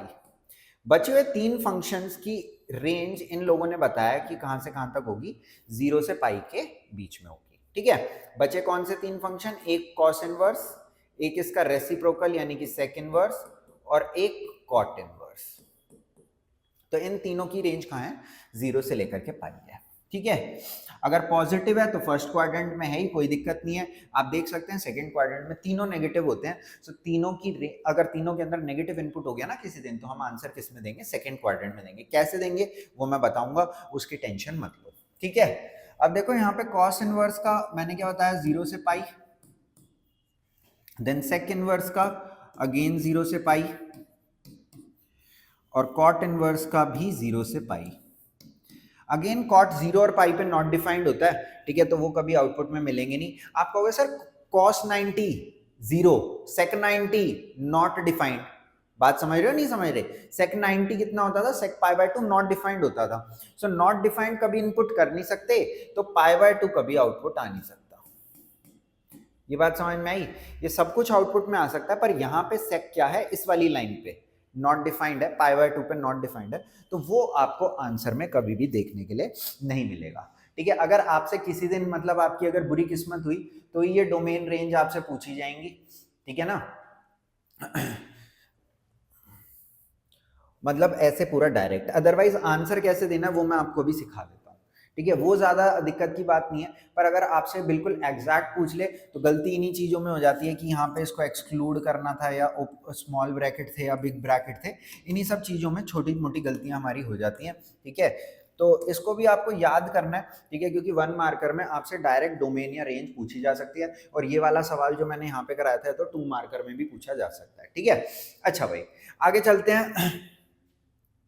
अब चलते हैं कि कार्यक्रम यानी कि क्वेश्चन सॉल्व कैसे करना है। सर ये तो आपने लिखवा दी पर समझ नहीं आ रही हमारे, रट लेंगे पर समझ नहीं आ रही हमारे। मैं कहा ठीक है, अभी जितना तुम्हें ये याद करने का जो जुगाड़ मैंने यहाँ पे बताया इससे इन्हें याद कर लोगे, सर कर लेंगे, पर क्वेश्चन करने का कुछ बढ़िया जुगाड़ बता दो। मैं कहा बता देता हूँ, देखो इधर देखो, अगर यहाँ पे मैं एक बार लिख रहा हूँ कि सिस्टम क्या है, ठीक है, फिर इसको फॉलो कैसे करना है दैट आई विल एक्सप्लेन। अगर तो इनपुट पॉजिटिव हो, सो आपके दिमाग में जो भी थीटा सबसे पहले आए वही आपको लिख देना है, आ गई बात समझ। छोटू acute angle, positive acute angle theta, जो भी सबसे पहले दिमाग में आया लिख दो। बहुत इंपॉर्टेंट क्वेश्चन है, ठीक है, सॉरी बहुत इंपॉर्टेंट चीज है, इससे मैं काफी क्वेश्चन अभी बताने वाला हूँ, ठीक है। लगभग आधी इनवर्स ट्रिगो जो है ना वो इसी पे बेस्ड है, ठीक है।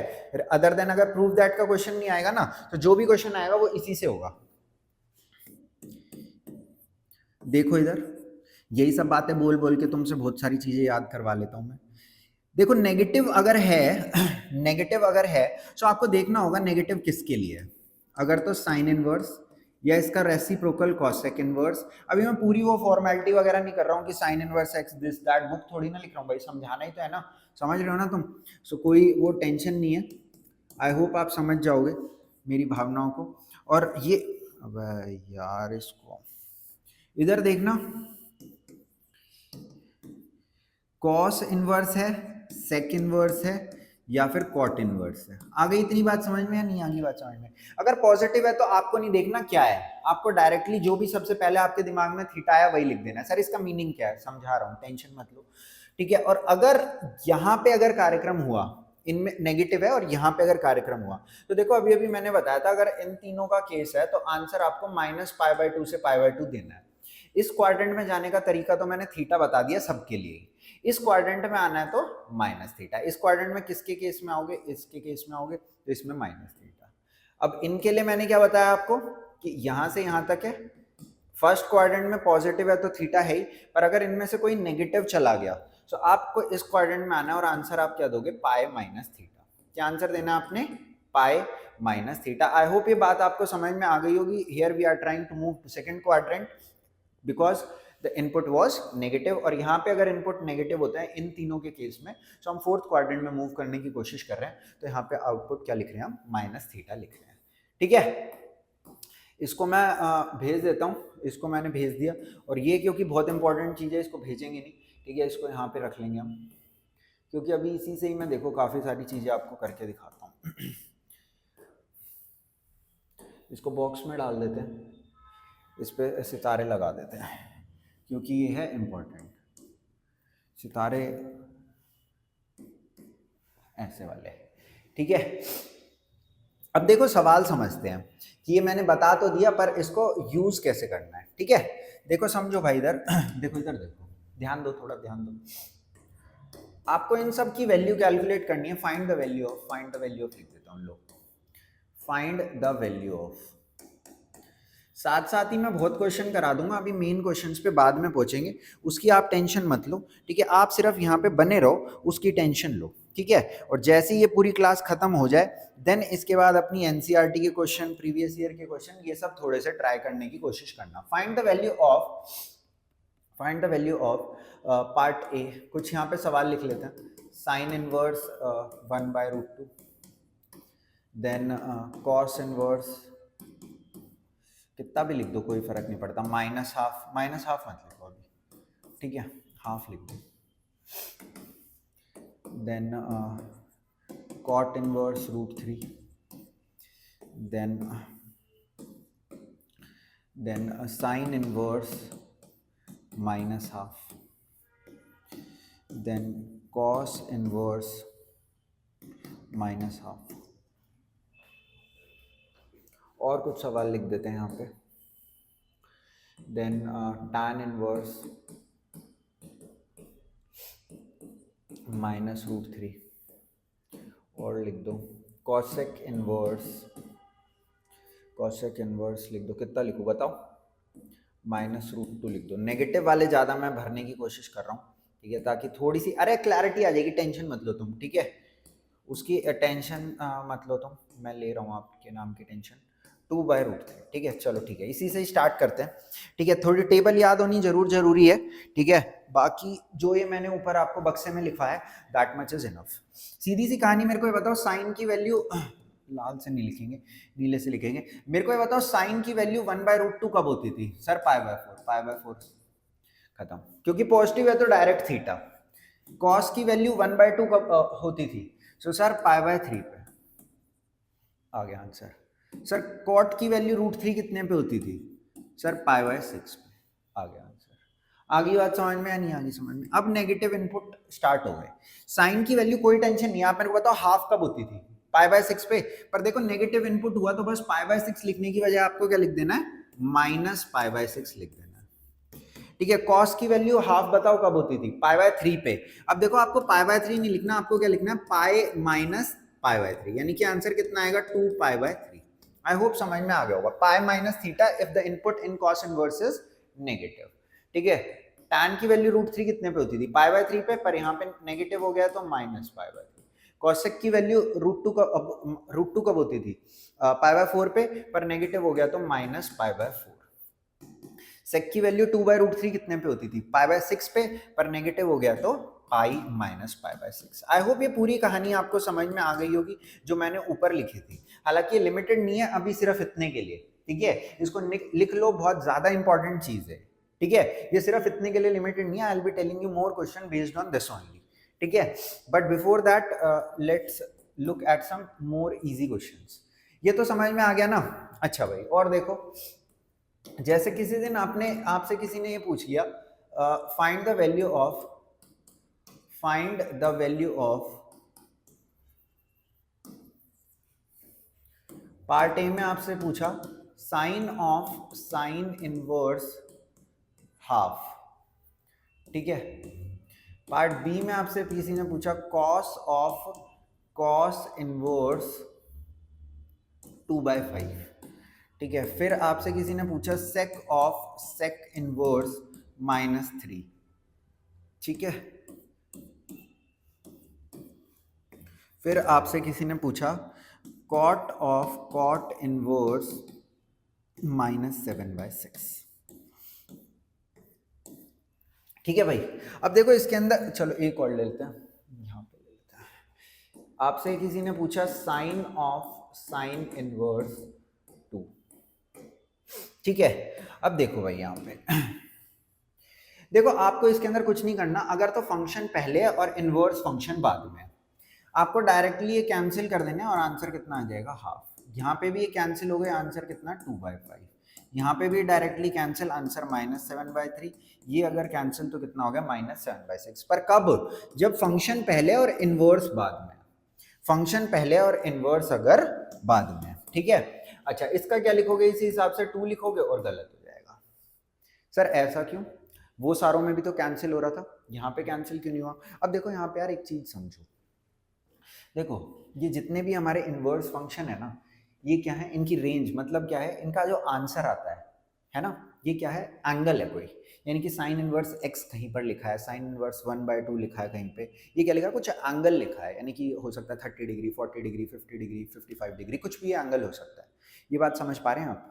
अच्छा भाई, आप एक चीज यहाँ पर ये समझो, अगर तो ये एंगल है, सब क्या लिखे हुए हैं, एंगल लिखे हुए हैं, ये भी एक एंगल है, सब साइन इनवर्स क्या होता है, एंगल ही होता है, इनवर्स फंक्शन एंगल ही है, एंगल्स की ही स्टडी है।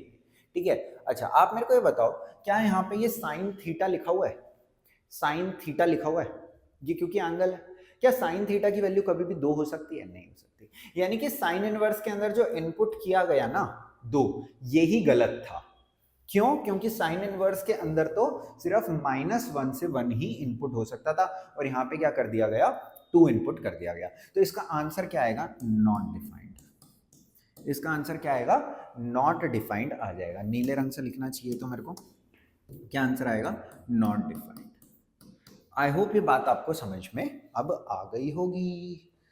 ठीक है, चलें भाई आगे। ओके, एक और क्वेश्चन देखते हैं। अब यहाँ पे थोड़ा सा दिमाग लगाना स्टार्ट करना पड़ेगा आपको, based on the things that I taught you here. ठीक है, ये वाला थोड़ा सा एक बार इसमें दिमाग अब हम लगाएंगे। ठीक है, कैसे, देखो इधर समझो। इसके बाद हमने ज़्यादा कुछ नहीं करना, हम सीधा आप क्वेश्चंस पे चलेंगे जो प्रीवियस ईयर में आ रखे हैं। मैंने थोड़े बहुत क्वेश्चन उनमें से पहले से लिख के रख रखे हैं, और थोड़ा काम मेरा आप करोगे। जब ये क्लास खत्म हो जाएगी आज शाम को, या जब भी आपको टाइम मिलेगा, तब आप कुछ क्वेश्चंस प्रीवियस ईयर के 2020 एटलीस्ट करेंगे। ठीक है, अच्छा भाई देखो एक क्वेश्चन और देखते हैं। इस क्वेश्चन में बोल रहे हैं find the value of, find the value of. अब देखो अगर आप इसे ढंग से करने बैठ गए ना, सो ढंग आपके बिगड़ जाएंगे। तो मैं आपको जुगाड़ बताता हूँ, उसी तरीके से इसको थोड़ा सा ट्राई करना। ठीक है, so life will be much easier for you. जैसे यहाँ पे किसी ने लिखा है sine inverse of sine 11 pi by 6, या फिर किसी ने लिखा है sine inverse of sine 23 pi by 4, या फिर किसी ने लिखा है tan inverse of tan 35 pi by 6, या फिर मतलब कुछ भी अपने मन से बना के लिख रहा हूं मैं तो, ठीक है। क्या लिखूं बोलो, cos inverse of cos 17 pi by कितना 3 लिख दूं, चलो आप कह रहे हो तो लिख देते हैं, एक दो और ले लेते हैं, एक ले लेते हैं cos inverse of cos 16 pi by 3, ठीक है। अब यहां से अपने को काफी आइडिया लग जाएगा। देखो भाई इधर, अरे यार स्पेस नहीं दी मैंने, स्पेस वाले क्वेश्चन थे, चलो कोई बात नहीं, यहां से इसको एडजस्ट कर देते हैं।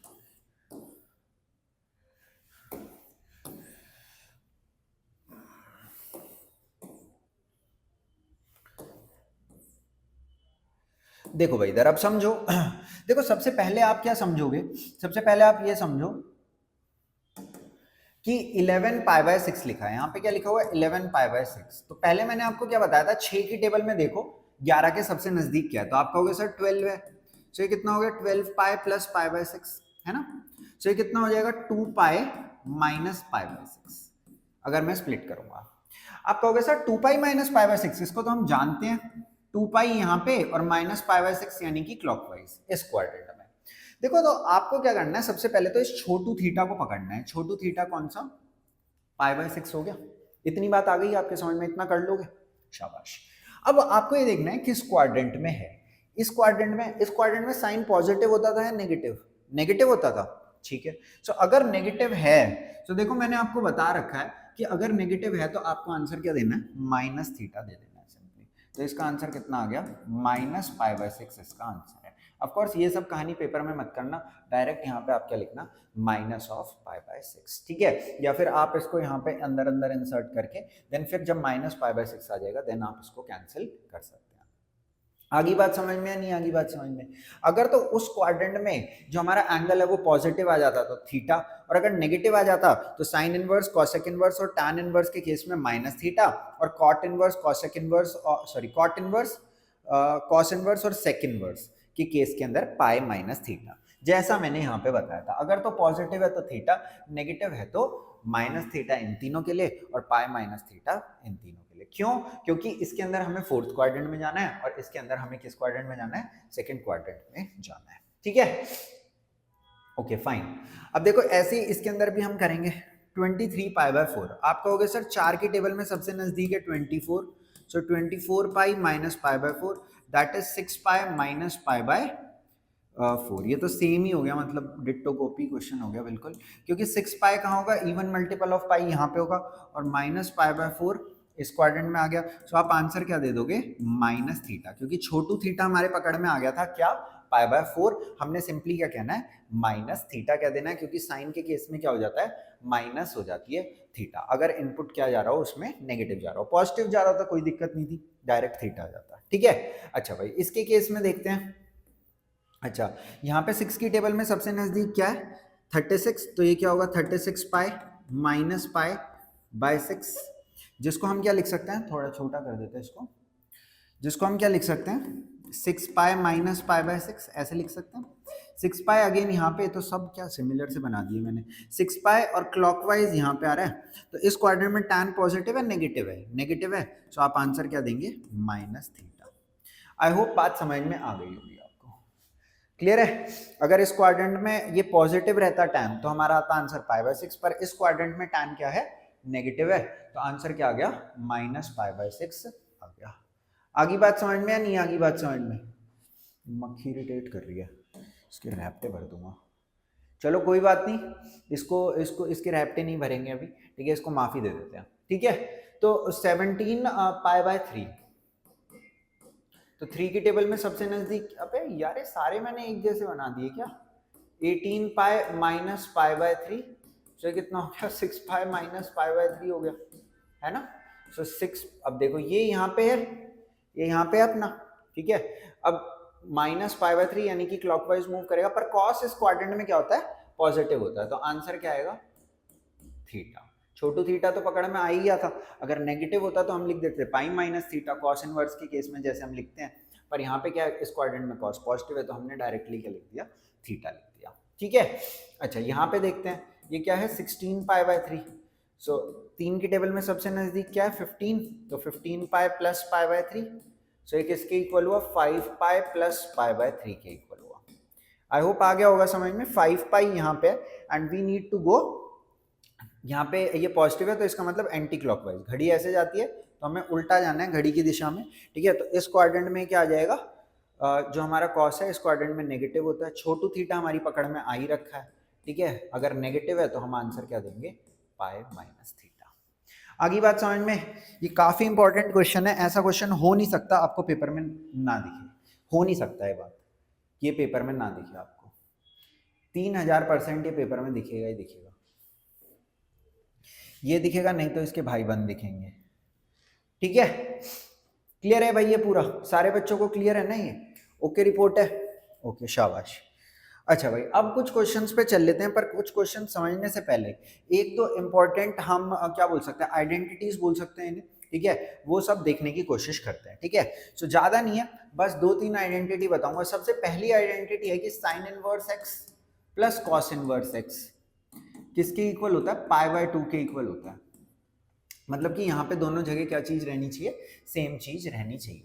जैसे कि सपोज किसी दिन आपसे कोई ये पूछ ले, एग्जाम्पल के तौर पे मैं एक क्वेश्चन देता हूँ आपको, जैसे कि किसी दिन आपसे पूछ ले कि sine inverse 1/5 plus cos inverse x π/2 के इक्वल है, तो आपको देखते ही समझ जाना है कि π/2 के इक्वल तब होगा जब ये और ये दोनों सेम होंगे, यानी कि x की वैल्यू कितनी आ गई, 1/5। अच्छा, जो चीज यहाँ पे साइन और कॉस के लिए ट्रू ही है, ये बाकी भी काफी चीजों के लिए ट्रू है। जैसे tan inverse x plus cot inverse x भी π/2 के इक्वल है, और सेक इनवर्स x और कॉसेक इनवर्स x भी π/2 के ही इक्वल है। आगे बात समझ में या नहीं आगे बात समझ में, ठीक है। अच्छा भाई, अब आपने वैसे तो जो मैं अभी ये करवा रहा हूँ, ये जो बस इतना ही था अपना जो भी सिलेबस में है, बट स्टिल ये मैं थोड़ा सा आपको एक्स्ट्रा बता रहा हूँ because it is not in syllabus, but pre boards में बहुत ज़्यादा या स्कूल एग्जाम्स में इससे बहुत ज़्यादा क्वेश्चन पूछे जा रहे हैं। ठीक है, अब बोर्ड पे भी हम क्या भरोसा कर सकते हैं, लास्ट ईयर टेंजेंट नॉर्मल नहीं था सिलेबस के अंदर। ठीक है, उससे रिलेटेड भी एक क्वेश्चन पूछा गया था। ठीक है, तो मैं एक बार हल्का सा आपको बता देता हूँ, बहुत ज़्यादा कुछ नहीं है, tan a प्लस बी की आइडेंटिटी के तरह ही है, tan इनवर्स a या फिर tan inverse x plus tan inverse y। ठीक है, सो ज़्यादा वैसे तो इसकी 3 आइडेंटिटी होती हैं इसी के लिए, पर अभी के लिए हमारे लिए एक ही काम की है। सो इसको हम क्या करेंगे, tan inverse x plus y upon में 1 माइनस xy। ये बेसिकली पूरा tan इनवर्स का पार्ट है। ठीक है, तो इस तरीके से अगर 2 जगह tan इनवर्स लिखा है तो आप उसको एक जगह पे लेके आ सकते हैं बड़ी ही आराम से।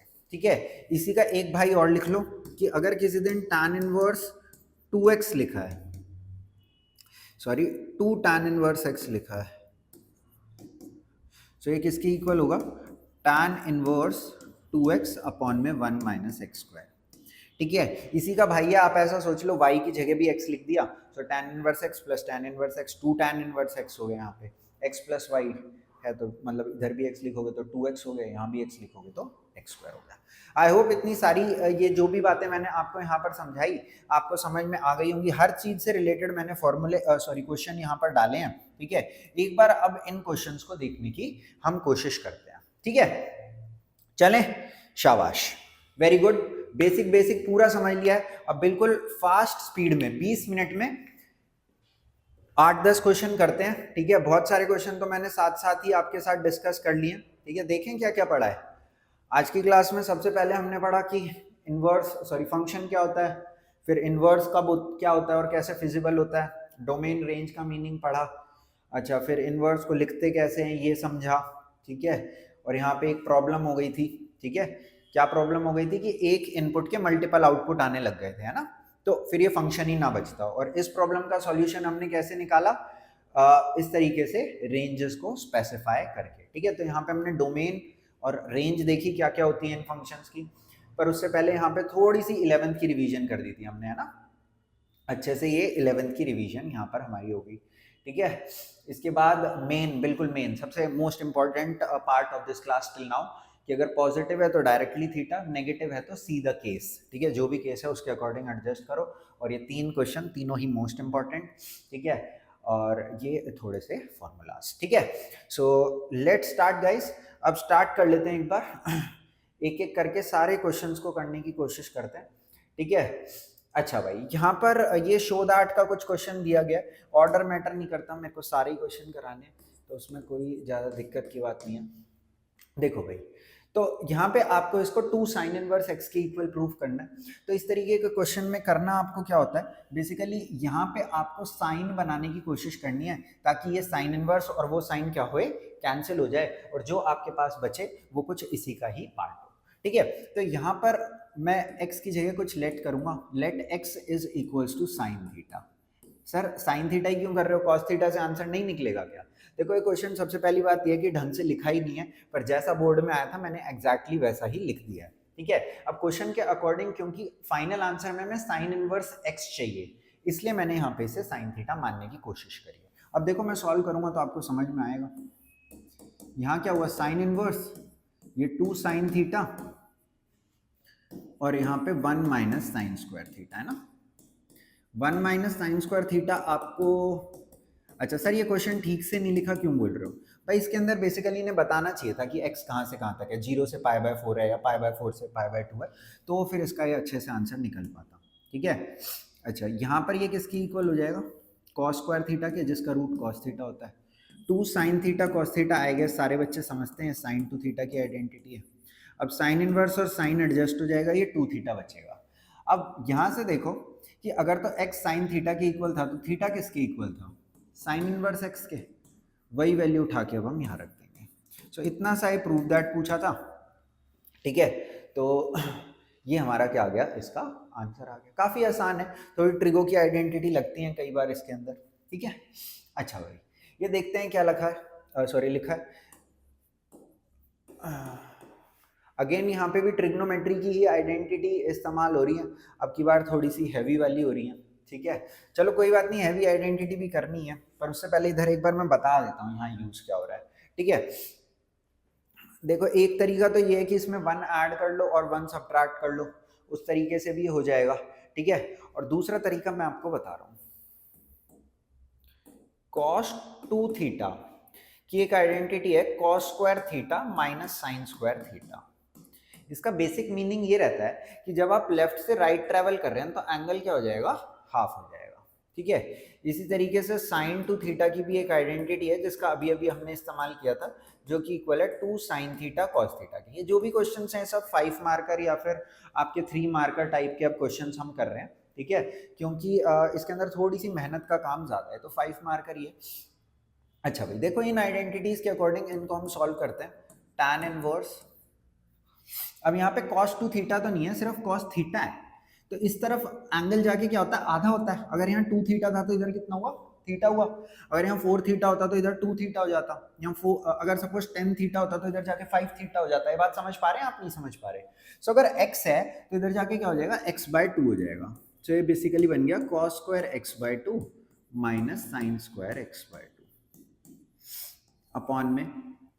इसी तरीके से 2, ये जो साइन x है इसका भी मीनिंग सेम है कि इधर से इधर जाके एंगल आधा हो रहा है। अब यहाँ पे अगर एंगल x है तो इधर जाके कितना होगा, x/2 हो जाएगा। तो ये हो गया 2 साइन x/2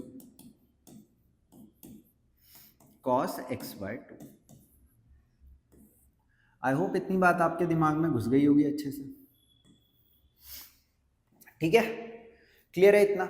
अच्छा 1 को क्या लिख सकता हूं मैं, sine square plus cos square या फिर cos square plus sine square, इस तरीके से लिख सकता हूं, तो कोई दिक्कत ही नहीं है। तो इसको लिख लेता हूं cos square x/2 plus sine square x/2। आ गई बात समझ में, नहीं आ गई बात समझ में, ठीक है। अब देखो ऊपर आपको a square minus B square बनता दिखाई दे रहा है, जिसको आप लिख सकते हो a माइनस बी। आराम से पेशेंस के साथ ये सारे क्वेश्चन आपको देखने हैं।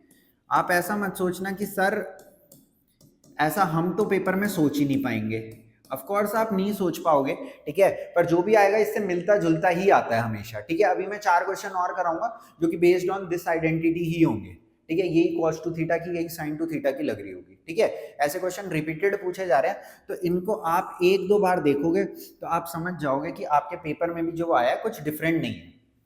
और नीचे की तरफ क्या बन गया, cos x/2 plus sin x/2 का होल स्क्वायर, है ना।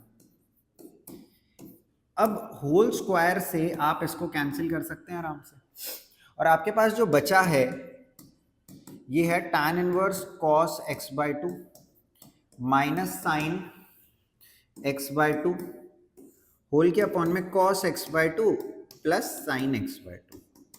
इसको तो आपको पहचानना खैर आना चाहिए अभी तक, क्योंकि ये काफ़ी इंटीग्रेशन में भी काम आया है, ठीक है। और अगर नहीं आता तो कोई बात नहीं, मैं बताऊंगा, देखो आपको भी,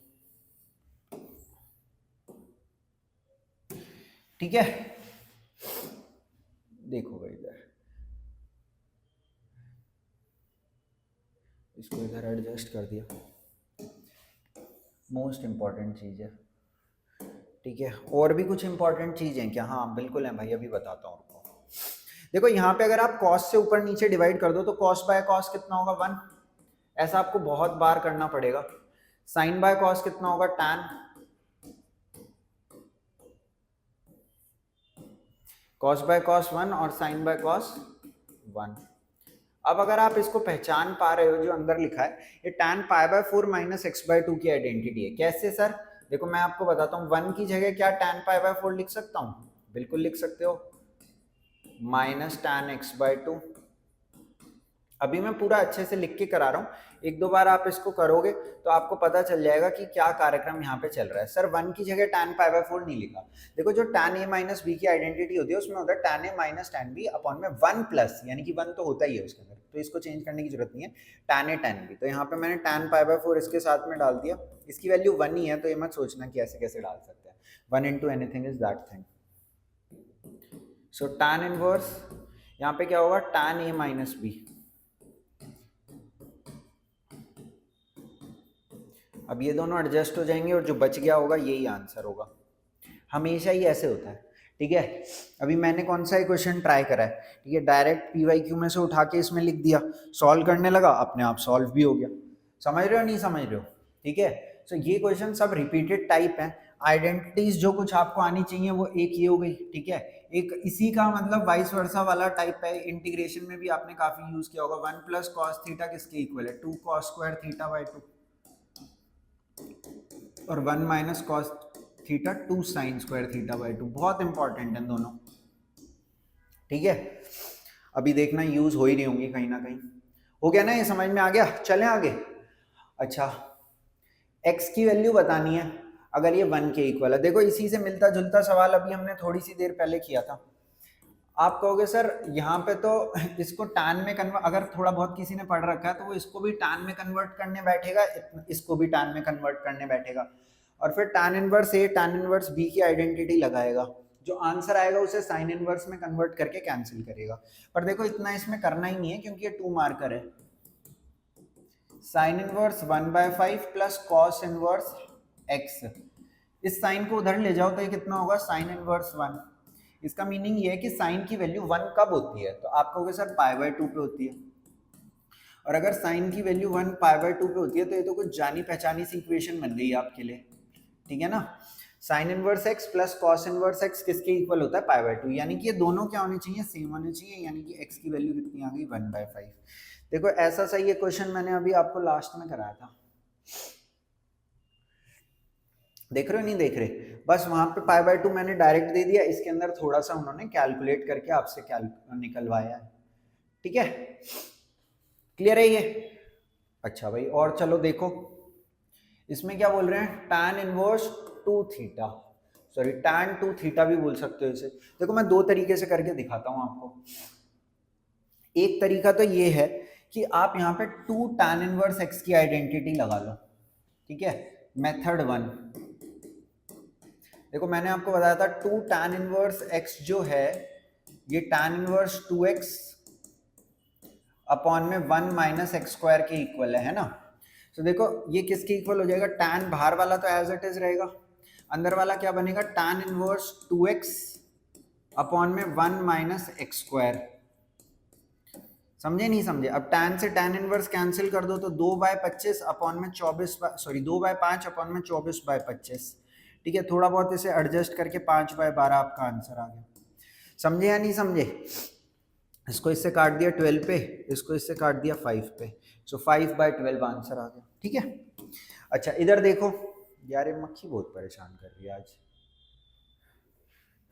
मेथड 2 के अंदर क्या होगा, आप ये कहोगे सर आपने अभी अभी हमें बताया था ये जो लिखा है ना इनवर्स, ये थीटा ही होता है, तो बेसिकली ये और कुछ नहीं लिखा, ये tan 2 थीटा लिखा है, यानी कि let tan inverse 1/5 is equals to theta, ये थीटा है। समझ पा रहे हो आप? सो अब ये जो क्वेश्चन है ये लिखा हुआ है tan 2 थीटा, सो ये 11वीं वाली आइडेंटिटी से ही हो जाएगा। tan 2 थीटा किसके इक्वल होता है, 2 tan थीटा अपॉन में 1 माइनस tan स्क्वायर थीटा। अब यहाँ से अगर आप tan थीटा की वैल्यू निकाल लो तो वो कितनी आ जाएगी, 1/5 आ जाएगी। तो आपके ऊपर है आप कैसे सॉल्व करना चाहते हो। सो 2 इंटू में 1/5 अपॉन में 1 माइनस 1/5 का स्क्वायर तो 1/25। सो ये कितना आ गया, 5/12, ये भी आ गया। ठीक है नहीं ठीक है, आया समझ में? शाबाश। चलो आगे, ऐसे बहुत क्वेश्चन पूछे जाते हैं भाई, ये तो अभी मैंने 2-4 उठा के लिखे हैं PYQ में से, पर ऐसे ऐसे मतलब अनंत गिनत क्वेश्चन है। अब जैसे ये आ गया देखो, अब यहाँ पे वैसे तो ये डिलीटेड है पर कोई नहीं, इसको भी देखेंगे एक बार। देखो भाई, आपने पढ़ी थी identity tan inverse A plus tan inverse B की, और ये क्या भड़क आ गई यहाँ पे, ये तो बहुत खतरनाक टेंशन है। समझ रहे हो नहीं समझ रहे? कोई टेंशन नहीं है, इसको tan में कन्वर्ट करना देखो कितना आसान है। कॉस क्या होता है, बेस अपॉन में हाइपोटेनस, तो यहाँ पे कितना आ जाएगा पाइथागोरस थ्योरम से 5। कॉस क्या होता है, इसका अलग ट्राइंगल बनाना पड़ेगा, बेस अपॉन में हाइपोटेनस, तो पाइथागोरस थ्योरम से कितना आ जाएगा 3। सो कॉस इनवर्स 12/13 की बजाय मैं इसे tan इनवर्स 5/12 भी लिख सकता हूँ, और इसको मैं tan इनवर्स 3/4 भी लिख सकता हूँ। अब tan inverse A plus tan inverse B मैंने आपको बताया था क्या, tan inverse X plus tan inverse Y is tan inverse X plus Y over 1 minus x y. ठीक है, सो ये होगा tan inverse X plus Y upon में 1 minus x y. So basic idea यही है कि अब इसको सॉल्व करोगे आप 56/33 आ जाएगा। कुछ अलग नहीं आना, कोई नहीं, मैं कर देता हूँ आपके लिए प्लस माइनस थोड़ी सी। तो कितना 12 एलसीएम हो गया यहाँ पे, या 48 ही लिख लेता हूँ एलसीएम। ठीक है, कोई बात नहीं, एलसीएम नहीं हो मेरे को भी पता है, पर नीचे भी 48 बनेगा ना, इजीली कैंसिल हो जाएगा। ठीक है, ज़्यादा वो काटा पीटी करोगे तो भड़क होएगी। तो 20 प्लस 36 अपॉन में कितना है ये 48 माइनस 15 अपॉन में 48 से 48 को बाय बाय बोल दो, अपने पास क्या बच गया, tan इनवर्स 20 प्लस 36 56 हो गया, और ये कितना हो गया 33 हो गया। वही देखो पूछा भी है। आ गया समझ में, नहीं आ गया समझ में? अच्छा कहीं भी यार देखो, एक चीज बहुत मोस्ट इंपॉर्टेंट बताता हूँ। जैसे कि सपोज आपने यहाँ पे tan inverse A plus tan inverse B लगाया है ना, आप हमेशा ना राइट में जो भी यूज कर रहे हो, अभी तो ये इनवर्स ट्रिगो की बात हो गई, जो भी चीज आप यूज कर रहे हो, इनफैक्ट मैं तो कहूंगा कहीं पे आप A प्लस बी का होल क्यूब या A cube plus B cube भी यूज कर रहे हो ना, उसको भी राइट में मेंशन कर दो। कोई भी आप इंटीग्रेशन का फॉर्मूला यूज कर रहे हो उसको राइट साइड में हमेशा मेंशन करो, ताकि जो भी एग्जामिनर है उसको पता रहे कि आपने ये चीज यूज करके ये मतलब जो भी है इसका आंसर कैलकुलेट करा है। ठीक है, क्योंकि उसको नहीं पता होगा ना आपके टीचर की तरह कि आप कितने स्मार्ट हो, आप दिमाग में ही सारी चीजें कैलकुलेट कर लेते हो। ठीक है, तो आपको आपकी इंटेलिजेंस आपके पेपर से ही दिखानी है वहां पे। ठीक है, अच्छा भाई आगे चलते हैं। देखो इधर ये क्या लिखा हुआ है, देखो 3 tan inverse x plus cot inverse x किसके इक्वल बोल रहे हैं, पाए के इक्वल बोल रहे हैं। ठीक है, आई होप ये साफ दिख रहा होगा आपको। एक second, 3 tan inverse x plus cot inverse x किसके इक्वल है, पाए के इक्वल है ना। अच्छा देखो, आपको ये पता है tan inverse plus cot inverse किसके इक्वल होता है, π/2 के इक्वल होता है। ठीक है, अच्छा भाई देखो यहाँ समझने की कोशिश करो थोड़ी सी बात। क्या मैं लिख सकता हूँ इसे 2 tan inverse x plus tan inverse x plus cot inverse x, या फिर cot इनवर्स को π/2 माइनस tan भी कर सकते थे। अब देखो ये किसके इक्वल है, पाई बाय टू के। सो 2 tan inverse x plus pi by two किसके इक्वल हो गया, पाई के। इसको उधर ले जाओ। सो 2 tan इनवर्स एक्स किसके इक्वल हो गया, पाई बाय टू के। 2 इधर डिवाइड में आ जाएगा तो tan इनवर्स एक्स किसके इक्वल हो जाएगा, पाई बाय 4 के। तो x किसके इक्वल आ जाएगा, tan पाई बाय 4 के। समझ रहे हो। सो x की वैल्यू कितनी आ गई, यहाँ से 1 आ गई। समझ रहे हो नहीं समझ रहे, हाँ भाई। तो x की वैल्यू कितनी आ गई, 1 आ गई। शाबाश। अच्छा 2 क्वेश्चन और हैं, एक मैं करता हूँ एक आपको देता हूँ, ठीक है। एक मेरे लिए एक आपके लिए। देखो यहाँ पे ये डिफिकल्ट वाला मैं कर देता हूँ, चलो कौन सा यही कर देता हूँ मैं। इसमें आप रैशनलाइज करना है, इसको खुद से ट्राई करना है एक बार, ठीक है। रैशनलाइज करना हो जाएगा, इसी की तरह बन जाएगा ये भी, ठीक है। देखो यहाँ पे मैं क्या कह रहा हूँ, let x is equals to cos 2 theta. इसलिए क्यों बोल रहा हूँ, ऐसा क्यों बोल रहा हूँ मैं, क्योंकि 1 plus cos two theta 1 minus cos two theta, 1 plus cos two theta 1 minus cos two theta. इसकी आइडेंटिटी आपको मालूम है, क्या मालूम है आपको, कि कभी भी आपको लिखा दिखाई दे, कहाँ गया 1 प्लस कॉस थीटा, ये किसके इक्वल है, 2 कॉस स्क्वायर थीटा बाई 2, यानी कि एंगल आपको हाफ कर देना है, ठीक है। तो इसलिए मैंने यहाँ पे 2 थीटा की टर्म्स में इसको मान लिया। सो ये क्या होगा, tan इनवर्स, रैशनलाइज भी कर सकते हो वैसे आप पहले, चलो अब तो मान लिया मैंने। रूट वैसे ही दिखे कहीं भी तो रैशनलाइज, कोई उसमें क्या लिमिट विमिट में दिखे तो भी रैशनलाइज है ना, कॉन्टिन्यूटी में दिखे तो भी रैशनलाइज। यहाँ थोड़ी इंग्लिश लिख देना, सॉल्विंग एलएचएस करके, ठीक है। सॉल्विंग एलएचएस मतलब ऐसी चीज़ें लिखोगे तो मतलब अच्छी रिप्रेजेंटेशन यही होती है। अभी मैं तो ज़्यादातर कोशिश ये करता हूँ आपको ये सिखाने के लिए कि मैथ्स कैसे करनी है, कि मतलब आंसर कैसे निकालना है ना, ठीक है। ऑल्दो मैं कोई भी शॉर्टकट वॉर्टकट ज़्यादा नहीं मार रहा, ठीक है।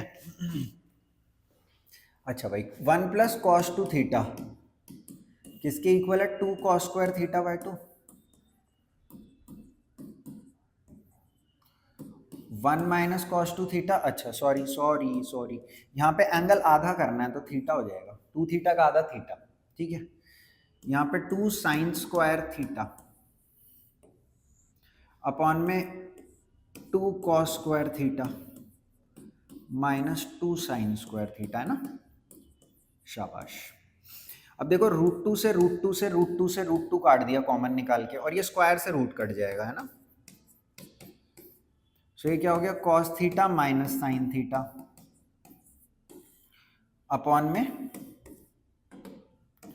Cos theta plus sine theta. देखो ऐसी ही फॉर्म अभी हमें थोड़ी सी देर पहले दिखी थी, अगर आपको थोड़ा बहुत ध्यान हो तो। देखो मैं याद दिलाता हूं, इस क्वेश्चन में cos theta minus sine theta upon में cos theta plus sine theta. तो हमने क्या किया था, कॉस से डिवाइड कर दिया था ऊपर नीचे, ठीक है। इंग्लिश लिख देना, यार इंग्लिश ना भी लिखोगे तो चल जाएगा, कोई दिक्कत नहीं है ऐसी। कॉस थीटा से डिवाइड किया 1 माइनस टैन थीटा, और यहाँ पे भी कॉस थीटा से डिवाइड किया 1 plus tan theta. Again same pattern में ये tan pi by 4 minus tan theta 1 plus tan pi by 4 tan theta. Tan pi by 4 1 होता है ना, इसलिए यहाँ पे भी उसकी जगह 1 लिख दिया मैंने, सॉरी टैन पाई बाय 4, और टैन थीटा के एक मल्टीप्लाई में 1 डाल के उसको भी टैन पाई बाय 4 बोल रहा हूँ, ठीक है। सो ये आइडेंटिटी अपनी बन गई है किसकी, tan inverse tan pi by 4 minus theta. अब टैन और टैन इनवर्स एडजस्ट हो गए तो ये कितना बच गया, पाई बाय 4 माइनस थीटा। अब यहाँ से थीटा की वैल्यू निकाल के भर दो, क्या होगी थीटा की वैल्यू, देखो इधर cos inverse x is equals to 2 theta, so theta is equals to half cos inverse x। इसको उठा के यहाँ रख दो, आ गया आंसर, ठीक है। Pi by 4 minus half cos inverse x। कराने को ये लास्ट क्वेश्चन भी मैं करा सकता हूँ, ठीक है, पर ये आपके लिए मैं छोड़ रहा हूँ, ठीक है। इसके अंदर आपको ये प्रूव करना है, एक बार इसको रैशनलाइज करना, देखना कोशिश करो इसके अंदर कुछ हो सकता है। आप चलो दिमाग लगाओ ना इसके अंदर, ठीक है, कि किस चीज़ की आइडेंटिटी बनेगी, क्या बनेगी, कैसे चीज़ एलिमिनेट होगी।